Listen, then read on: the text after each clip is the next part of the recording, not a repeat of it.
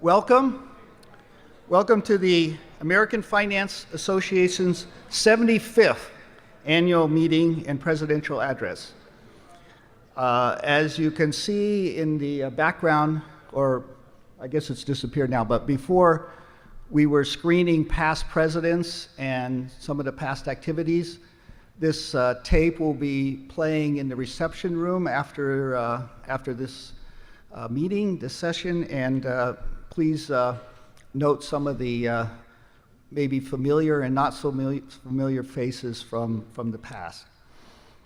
Over the next few minutes, I'm going to present the financial conditions of the AFA, introduce one motion for your vote, and review initiatives that are going to take place in 2015. My name is Jim Schulheim. I'm the AFA Executive Secretary and Treasurer. The first thing I'd like to do is recognize the results of the 2014 election. First of all, for President, Patrick Bolton.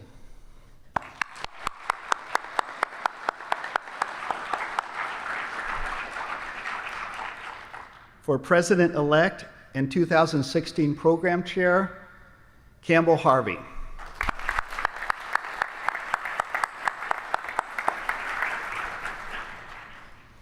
Vice President, David Sharfstein.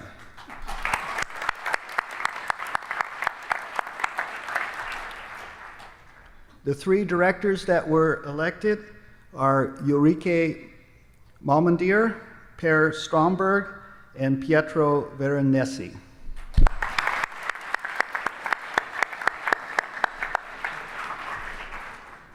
Three members are rotating off the board, and I'd like to thank them for their service. They are Antoinette Shore, Dimitri Vayanos, and Annette Bissing-Jorgensen. Thank you very much.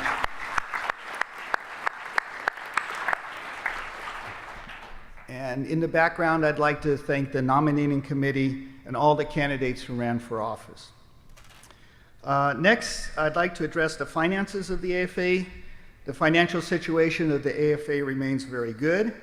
Net income for 2012 to 2013 was in excess of $1 million. That's a 37% increase from last fiscal year.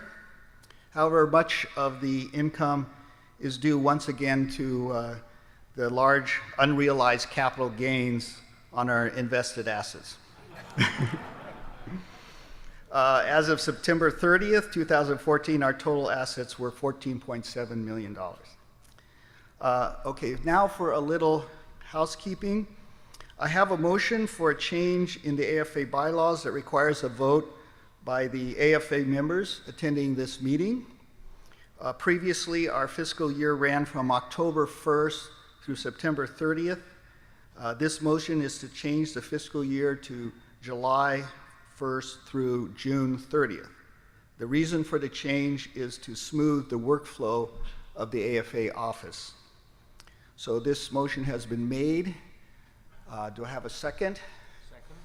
And all those who are AFA members, please indicate your favor by aye. Aye. And any opposed, nay. So the motion carries. I can even stamp that. Now, we just asked for a vote of AFA members, but unfortunately we know that many of you are not AFA members. And the increasing the AFA membership is one of our initiatives for this year. Last year, I encouraged you to join and to encourage your colleagues to join. It's easy and it's very reasonable to join the AFA. Yesterday, the board passed a resolution that the AFA should consider membership for appointments and awards. Furthermore, all authors on papers submitted to the 2016 annual meetings must be members of the association. Last year, we also worked on a new publishing contract and that was approved by the board yesterday. Vice President Cam Harvey will highlight details about the contract during his presentation. And finally, before I turn the meeting over to our president, I'd like to announce that the ASA meets in San Francisco in 2016, January 3rd through 5th, and in Chicago in 2017. I now turn the annual meeting over to President Luigi Zingales. Thank you very much, Jim. The first thing I would like to do is thank the program chair, Patrick Bolton, for organizing an outstanding conference. Also, I would like to thank Marty Gruber for his work as the association NBR representative. And now I will give, in order to the program chair, the vice president, and the JF editor to do their program report, and also to the JF editor to give their special awards. So, Patrick.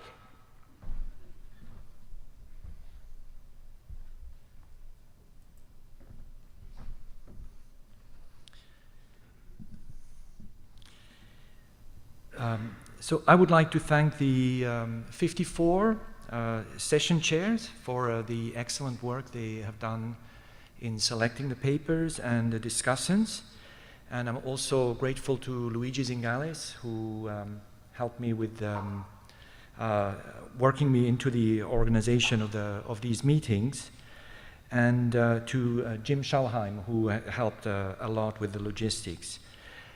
Very special thanks to Jessica Brukas, my assistant, who, without her, I would not have been able to put together these meetings. It was a fair amount of work.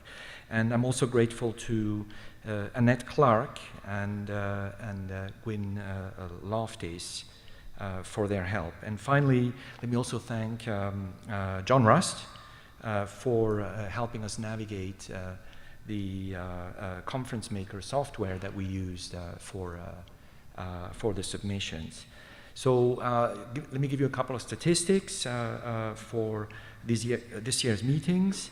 There were in total 200 papers presented in 55 sessions, including 2 sessions that are joint, one with the AFE and the other one with the AREUEA. Don't ask me to say what the last acronym stands for. I mean, you can find it out in the program. The total number of papers submitted was 1,694, nearly 1,700. That's a 4% increase from last year. And with such a high number of submissions, unfortunately, it was very tough to get on the program, and the acceptance rate was only 11.8%. There were 2 invited sessions. One was a panel yesterday titled Finance and Climate Risk, which was chaired by Kent Daniel, and the panelists were Robert Barrow, Lars Hansen, Rajneesh Mehra, and Bob Litterman. Today, just before our business meeting, we had the AFA lecture, which was delivered by Michael Woodford, and the title of his lecture was Attitudes Towards Risk-Bearing, Preferences, or Perceptual Biases. Let me leave it at that. I could tell you more about the organization, but that would be too boring.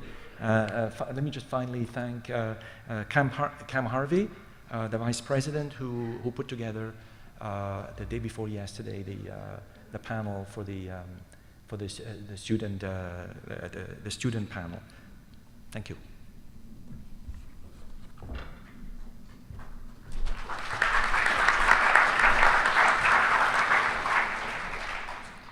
Thank you, Patrick. I'd like to emphasize something that Jim said. Actually, it's a select group that shows to the annual general meeting. And I estimate that half of you are not AFA members. So half. So you might think you are, because you can get the Journal of Finance. But it's more than that. It's not expensive. It's $37. And it's not a matter of revenue for us. We've got some assets. But we're trying to include more people. So if you're not a member, you can't vote when the elections come up. So this is a matter of including as many people as possible. So we're going to be pushing this year because our membership has been declining, and it's basically people forgetting to renew. Okay, so my main job as vice president is to organize the travel awards, and this year we had 169 awards, so far more than last year. And the way that we did it was we had differential awards depending on how far you were away from Boston, basically. So people that were applying for the $1,500 from Boston schools got 0. Okay? So will the travel awardees stand up if they're here?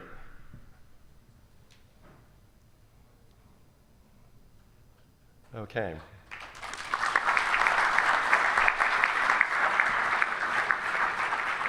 So on Friday, we did have a very nice reception that was organized by Jim and Annette.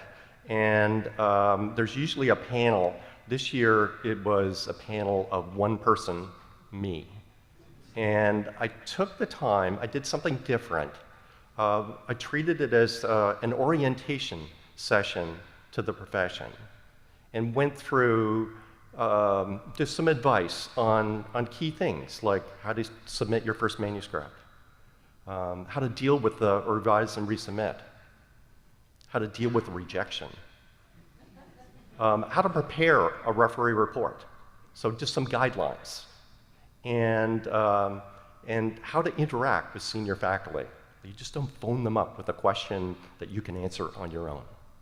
So little things like that. And we discussed this at the board, and we will be creating a new section on the AFA website that is devoted to orientation. And this is for the AFA. So if there's materials that are relevant for the RFS or the JFE, we will provide links, joint editorials. John Cochran's got this great paper on how to write a paper. Material like that. We also have a document on suggestions for how to prepare a referee report. So that's a new thing that will happen. The last thing is not usually the vice president's job, but the Journal of Finance contract. So we've been with the same publisher since 1997. We have basically auto-renewed that contract. And after all of this negotiation, Jim and I understand why we auto-renewed. It was a fair bit of work, and I'd like to thank Jim for all his help on this. So we do have a new contract, and it turns out that we had 2 finalists. Both of them were very strong, but both of them were very similar, and in terms of all of the terms. So we decided to get a fresh contract with Wiley, so to stay with the incumbent. The contract is pretty favorable to us, so the savings over the next 6 years are $1.2 million. That's extra cash for us compared to the old contract. And interestingly enough, we've got a minimum guarantee of basically what we made this year. That's the minimum that's been guaranteed, no clawback, for 6 years. So it's pretty favorable. In addition, and what's really important that distinguishes this contract from previous contracts is that we're going to be ready for kind of the next generation of no hard copy Journal of Finance.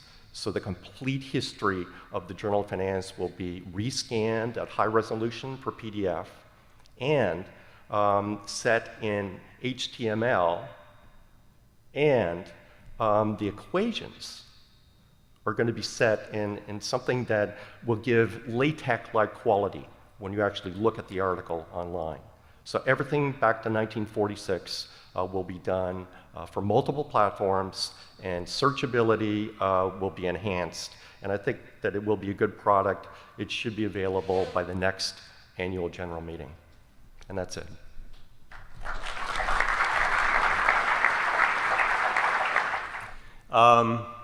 Thank you very much. I'm Ken Singleton, the current executive editor of the Journal of Finance. And what I'd like to do is say a few words about what has been happening with the Journal of Finance, and then at the end of this, give out the paper awards for this year. It's been another excellent year for the Journal of Finance, and I'll have some thank yous for that in just a few minutes. The number of submissions has been roughly the same over the last several years. We're nudging right up around 1,200 a year in terms of new submissions. Resubmissions around 130-ish or thereabouts, plus or minus from year to year. So total is somewhere around 1,300 a year in terms of total papers that we're processing. The turnaround time remains excellent. We've been striving to actually improve this, but still we're doing quite well.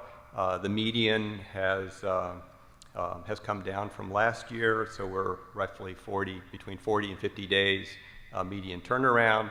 One of the things we've been working very hard is to lower the upper tail, and we've been somewhat successful at that this year, and actually continue to improve on that. We think we'll be better in 2015.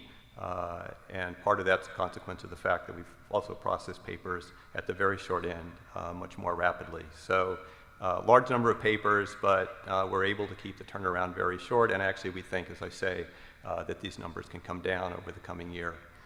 A relatively flat likelihood of, or probability of first round revise and resubmit. It's just under 10%. One of our goals last year and continuing going into this year, as even though we've been in the editorial team for 2.5 years, we're really not still at steady state of the review process in terms of steady state turnaround of R&Rs, acceptances, et cetera. And we're aspiring to continue to have this number nudge up over the coming years, a little bit higher than where we are right now, just under 10% in terms of R&Rs. As I mentioned, we're doing that at the same time trying to lower the turnaround. And one of the really heartening things for us as editors, and I think reflective of the nature of our profession right now, is we're also seeing a notable broadening out over time in terms of the representation of authors in the Journal of Finance. A broader set of schools, of course, in the US, but equally importantly, much broader representation internationally. And we're hoping that that will continue as the years roll forward and as the distribution of human capital equilibrates around the world. It's quite impressive, and it's showing up in the Journal of Finance, and we're really excited about that. We have been working very hard to have really excellent up and out statistics. What I mean by that is we're striving to keep the number of revisions relatively low in terms of getting to a final decision on a paper. Over 50% of the papers are now accepted after one revision, and over 90% are accepted after 2 revisions. And so we think we can actually do better on this. We're working on that, but we're heartened by the numbers that we have. The way this is accomplished, frankly, is through a collaborative effort between the editors, the referees, and the authors. And so for those of you in the room who have been editing for us, one of the really important pieces of advice you can give to us is a prioritization of your concerns. We're trying to do this for the authors. It's very helpful when the referees do this for us, and we don't have to try to sort that out on our own. And in the spirit of what Cam mentioned earlier, we as well have prepared a set of referee guidelines that will be posted on the JF website and the AFA website, and also will be made available to all the referees through our referee requests. And one of the major bullet points of a very short set of guidelines, it's only 1 page long in our case, is this issue of giving us feedback on both the strengths and weaknesses, not just the weaknesses, the strengths and weaknesses of papers, and prioritizing your concerns so we can take that into account in reaching our editorial decision. I think these numbers, with your help, can get even better than they already are, and they're already, I believe, excellent. We published 71 actually when you consider the presidential address papers this last year, up a bit from the previous year. We're expecting the next publications in 2015 to be somewhere in the 60s to low 70s again, as we roll through, depending on flow and depending on how quickly authors respond and get their accepted papers back to us and ready for publication.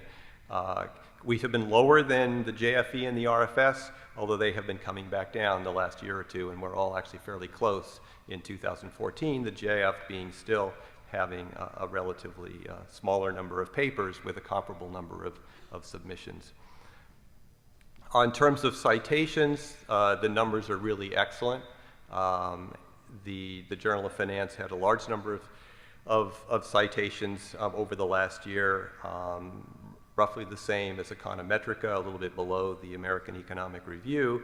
And this has showed up in our impact factors, both our 1-year and 5-year factors.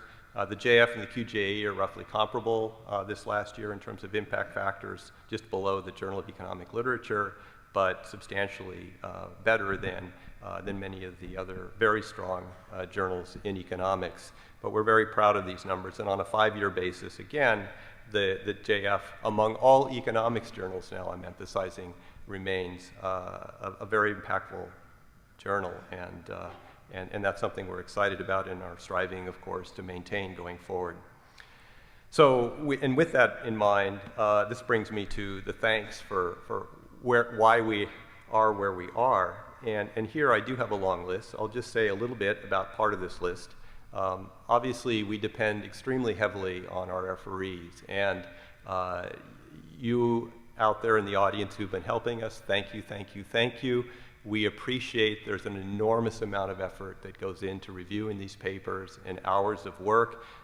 It's extremely helpful for us, it's extremely helpful for the authors, it's extremely helpful and important for the profession, and we're grateful that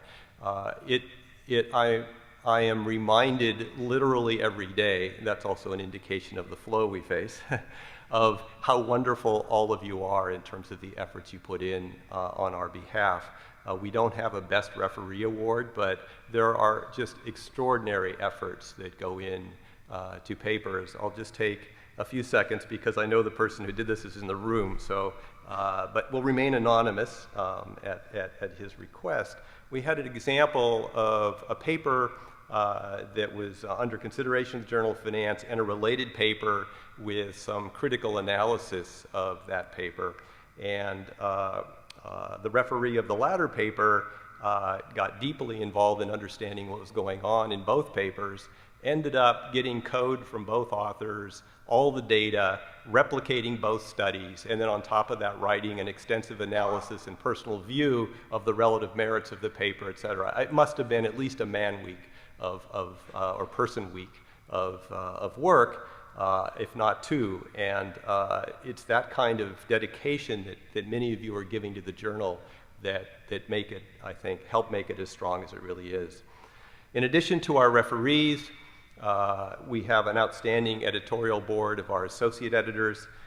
They are in many ways collaborators as sort of co-editors in this process. We lean on them heavily for advice on papers, for extensive feedback, and particularly on papers that are close calls where we get mixed reports or mixed advice from referees. And they have done an enormously helpful job. It shows up on the letterhead as they're being associate editors, but you really should think of them as co-editors in a very broad sense. They play a very, very active and deep role in the process. Our administrative editor is Wendy Washburn, who's not here, but she basically lets us focus on the editorial side and keeps everything running in the background. Of course, I need to thank and want to thank my co-editors, Bruno Billet and Michael Roberts. It's an enormously enjoyable collaborative process. I don't know if you appreciate how we work, but I distribute the papers out among the three of us in deciding who's going to handle the papers. But in all of the R&R decisions and in many of the other decisions, We share our letters, we brainstorm with each other, we have Skype calls about the issues, about the literature, about the papers, and I've learned an enormous amount from this. It was what I was hoping for with a small and close-knit editorial team, and it's everything. It's been beyond my wildest imagination in terms of how fun and enjoyable this part of the job is. And finally, I want to thank all of you who are authors or prospective authors, but particularly all the authors that have trusted us to provide constructive and timely and increasingly prioritized feedback. We wake up and open our computers every morning and are reminded every day of the enormity of this responsibility, and we're grateful that you're trusting us with this responsibility. We think there are things we can do better, and we have a couple of initiatives I want to mention just very briefly. One of the issues that the American Finance Association has long been concerned about, and I think any journal editor has been worried about, is the issue of replication of papers. It's an issue with theory, it's an issue with empirical work, but I think it's particularly acute on the theory side. There are issues of data and availability to other authors, there are issues of code, and in this world with increased computational power and sophistication of empirical work, how can we be sure that the results are not sensitive, there were not errors, that were done correctly in our journals? This is an issue that was taken on by the three top journals in finance, the JFE, the RFS, and the JF a few years ago. Consensus wasn't reached, and it in spite of enormous efforts, it still faded to the sidelines. And I've committed Bruno and Michael and myself to take this on this year for the AFA and the Journal of Finance. And so we will be looking at this issue and trying to think about what would be optimal for the American Finance Association and the Journal of Finance. And we will be reaching out to many of you for guidance and would welcome unsolicited feedback on how we should think about this issue of replicability as we go forward.